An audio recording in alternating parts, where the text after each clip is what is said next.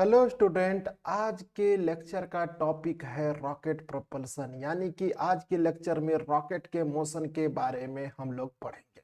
सबसे पहले तो इसका बेसिक चीज समझते हैं कि क्या होता है। तो कोई भी रॉकेट का इंजन जो है फ्यूल को नीचे की तरफ पुश करता है, नीचे की तरफ निकलता है, और इससे क्या होता है, रॉकेट पे थ्रस्ट फोर्स लगता है ऊपर की तरफ, और फिर रॉकेट थ्रस्ट फोर्स ऊपर लग रहा है तो रॉकेट ऊपर की तरफ मूव करता है ना। यानी कि आप कह सकते हो दूसरे लैंग्वेज में ये कि रॉकेट का इंजन जो है फ्यूल को पीछे की तरफ या नीचे की तरफ धकेलता है। इससे क्या होती है, रॉकेट पे अपवर्ड थ्रस्ट फोर्स लगता है और इसी से रॉकेट मूव करता है, और इसी चीज को हम लोग बोलते हैं रॉकेट प्रोपल्सन। इस चूंकि ये पूरे सिस्टम में एक्सटर्नल फोर्स नहीं है, तो क्या है, एक्सटर्नल फोर्स नहीं है तो मोमेंटम कंजर्व रहता है। तो हम लोग फ्यूल का और रॉकेट का मोमेंटम, टोटल मोमेंटम को कंजर्व करके इसमें जो है इस पे लगने वाले थ्रस्ट फोर्स को कैलकुलेट करेंगे। तो चलिए करते हैं। सपोज करें कि रॉकेट की वेलोसिटी डीवी से चेंज हो रही है कितने देर में, तो डीटी टाइम में, है ना। Due to ejection of fuel of mass DM. DM mass अगर इजेक्ट किया है रॉकेट ने, तो क्या हुआ है, इसका वेलोसिटी इसमें क्या कितना चेंज आया है, डीवी से। यानी कि अगर इनिशियल वेलोसिटी ले लोगे v, तो क्या हुआ है, अब वेलोसिटी क्या हो गया है, v प्लस डीवी, है ना। कितना मास को बाहर निकाले हो, तो हमने कहा कि डीएम मास निकाले हो। यहां पे एक और चीज मैं बता दे रहा हूं, ये कब का टाइम लिए हो, तो टाइम इक्वल्स टू टी, और ये कब का है टाइम, तो ये टाइम है आपका t प्लस डी टी। दो आप समझ लो स्क्रीनशॉट है, दो फोटो का एक जो है स्नैपशॉट है। एक टी टाइम पे रॉकेट का फोटो है और ये t plus D T time पे। अब अगर t टाइम पे रॉकेट का मास अगर m लोगे, तो ये जो dm मास निकला है, तो इसका मास अब कितना बचा, m माइनस dm, है ना। और सपोज करते हैं कि ये फ्यूल की वेलोसिटी क्या है, तो v डैश है ना। तो अब हम कुछ टर्म को ले लेते हैं जिसको मानना जरूरी है। लेट वेलोसिटी, एक मिनट, वेलोसिटी, एक मिनट, let velocity of fuel with respect to rocket, with respect to rocket कितना है, तो वी आर है ना। तो रिलेटिव वेलोसिटी फ्यूल का जो है रॉकेट के रिस्पेक्ट में आप क्या लिए हो, वी आर, वेक्टर फॉर्म में लिख लेते हैं वी आर। तो वी आर की वैल्यू क्या होगी, आप यहां देखो कि आप कितने से निकल रहा है आपका फ्यूल, वी डैश से एब्सोल्यूट वेलोसिटी, और उस टाइम पे क्या है रॉकेट की वेलोसिटी, वी प्लस डीवी। तो क्या होगा आपका वी वेक्टर वी डैश, अब माइनस कर दो वी प्लस डीवी, है ना। तो वी डैश की वैल्यू क्या हो गया, इसमें से क्या निकल के आया, v r plus v plus dv, है ना।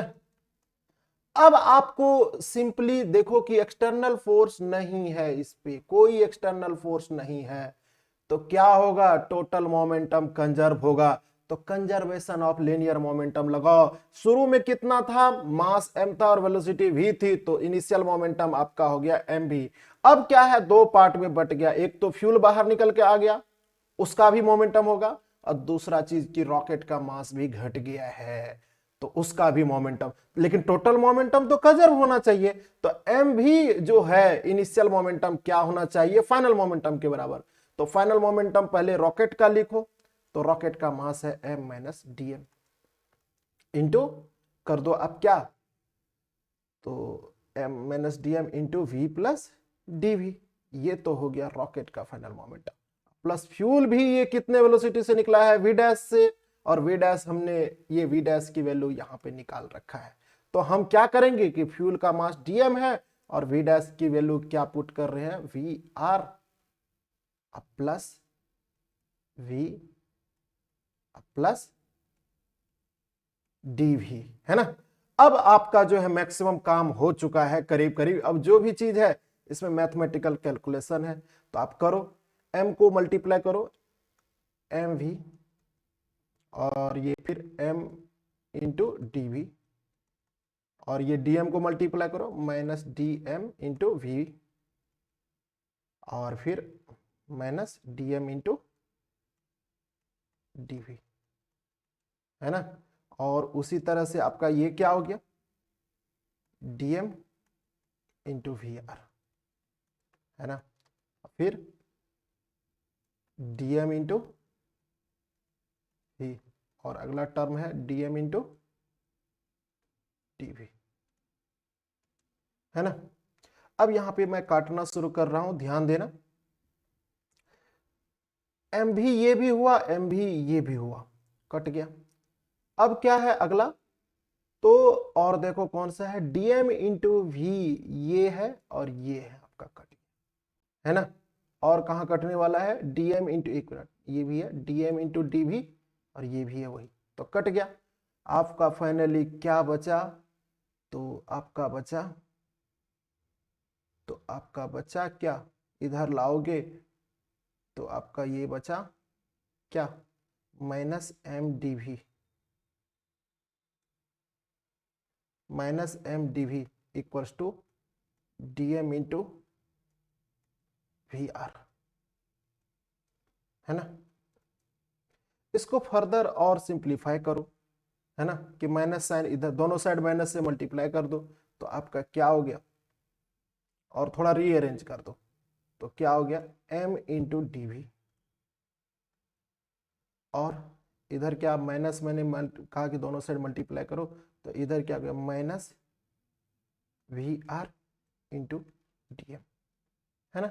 एक और काम करना है हमें यहाँ पे, वो काम अगला क्या है, तो वो थोड़ा सा स्टेप लेना है। यहाँ dv को भी इधर भी लेफ्ट साइड में भी dt से डिवाइड कर देते हैं, और राइट साइड भी डिवाइड कर देते हैं dt से, है ना। तो अब ये क्या हो गया, ये dv बाई dt क्या है, तो एक्सीलरेशन है। dv rate of change of velocity क्या होता है, एक्सीलरेशन, तो मास इनटू एक्सीलरेशन हो गया, है ना। और ये क्या हो गया, एक मिनट, ये सॉरी, ये वीआर है, ये वीआर है, ये वाला, है ना। तो ये क्या हो गया, minus v r into d m by t t. और अब न्यूटन के सेकंड लॉ ऑफ मोशन से आप क्या जानते हो कि मास इंटू एक्सेलरेशन क्या होता है, तो फोर्स के बराबर होता है। और ये देखो निगेटिव साइन है यहाँ पे, निगेटिव साइन ये बता रहा है कि क्या है, कि इसकी जो है डायरेक्शन थ्रस्ट फोर्स की, वो क्या है, ये फ्यूल के इजेक्शन के अपोजिट डायरेक्शन में होगी, यानी कि वी आर के अपोजिट में होगी। यानी thrust force f t h लिख दोगे तो कितनी होगी, तो minus v r into d m by d t, है ना। फ्यूल अगर नीचे निकल रही है तो इस पे थ्रस्ट फोर्स ऊपर लगेगी, और यही वैल्यू होगी। और इसमें मैग्नीट्यूड निकालोगे तो वो भी इजीली निकल जाएगा, जैसे आप वेक्टर में निकालते हो, है ना। तो इस तरह से ये हुआ रॉकेट का प्रोपल्सन, है ना। आशा कर रहा हूं कि रॉकेट का ये थ्योरी आपको अच्छा लगा। तो इस पे बेस्ड एक क्वेश्चन करते हैं, एक मिनट और, कि यहाँ पे डीएम बाई डी टी क्या है, तो डीएम बाई डी टी है कि जिस रेट से मास निकले, rate of ejection of mass, है ना। और वी आर क्या है, रिलेटिव वेलोसिटी ऑफ फ्यूल, जो कि मैंने लिखा है विद रिस्पेक्ट टू रॉकेट, है ना। तो चलिए हम इस पे बेस्ड एक क्वेश्चन करते हैं, और क्वेश्चन आपको सामने स्क्रीन पे दिख रहा है ना। कह रहा है, क्वेश्चन है आपका, A mass of, if mass of rocket at any stand is 1000 kg, कह रहा है कि रॉकेट का मास कितना है, 1000 kg, and velocity of exhaust gas with respect to rocket is कितना है, 3 किलोमीटर पर सेकेंड। यानी कि वी आर क्या है यहाँ पे, 3 किलोमीटर, तो 3 किलोमीटर को ऐसा यूनिट में मतलब 3000 मीटर पर सेकेंड हो गया, है ना। Then calculate consumption of fuel if acceleration of rocket is 2 metre per second, है ना। कह रहा है किसी टाइम पे इसका जो मास है कितना है, 1000 kg, तो इसका वेट कितना लगेगा, 1000 जी, है ना। और थ्रस्ट फोर्स किधर को लगेगा, तो ऊपर के तरफ लगेगा, क्योंकि फ्यूल जो है किधर निकलता है, तो नीचे की तरफ निकलता है ना। तो चलिए सबसे पहले तो हम जो है यहां पे दे रखा है कि थ्रस्ट फोर्स हमने दिखा दिया कि ऊपर है, और mg जो है 1000 जी नीचे है। तो क्या हो जाना चाहिए, एफ थ्रस्ट अब minus 1000 g equals to net force हो गया। नेट फोर्स होता है क्या, net force equals to mass into acceleration. तो मास कितना है 1000 और एक्सीलरेशन है आपका कितना, तो 2 है ना। तो थ्रस्ट फोर्स आपका क्या हो गया 1000 जी अब प्लस 1000 इंटू 2 ये 2000 है ना। तो आपका ये क्या हो गया 1000 जी की वैल्यू 10 लेने पे तो ये हो गया 10,000 और ये हो गया 2000 और ये हो गया 12,000 है ना। तो ये हो गया इस पे क्या थ्रस्ट फोर्स लगने वाला। और थ्रस्ट फोर्स जो है कितना, अभी हमने मैग्नीट्यूड जाना कि v relative into dm by dt होता है ना। तो चलो तो dm बाई dt क्या हो गया आपका, है ना। तो 12,000 यहां माइनस साइन मैंने इसलिए नहीं लिया क्योंकि हमें सिर्फ यहां पे फोर्स का मैग्नीट्यूड लेना है ना, डायरेक्शन का कोई जरूरत ही नहीं, क्योंकि यहाँ पे रिजल्टेंट फोर्स लिखा और हायर माइनस लोअर कर दिया सिंपली, क्योंकि दोनों का डायरेक्शन एक दूसरे का अपोजिट ले लिए है ना। तो नेगेटिव साइन लेने की जरूरत नहीं पड़ा है ना। तो ये फोर्स का मैग्नीट्यूड है इसलिए यहाँ पे मैंने माइनस साइन नहीं लिया। अब ये 12,000 है और डिवाइडेड बाय वी आर कर दोगे, तो डिवाइडेड बाय वी आर करोगे तो वी आर की वैल्यू कितना दे रखा है, तो 3000, तब 3000 लिख दो है ना।